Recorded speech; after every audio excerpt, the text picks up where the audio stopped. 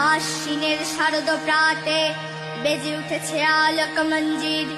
ধরণীর বহিরাকাশে অন্তরিত মেঘমালা, প্রকৃতির অন্তরাকাশে জাগরিত জ্যোতির্ময়ী জগন্মাতার আগমন বার্তা। আনন্দময়ী মহামায়ার পদধ্বনি অসীম ছন্দে বেজে ওঠে। রূপলোক ও রসলোকে আনে নব মাধুরীর সঞ্জীবন।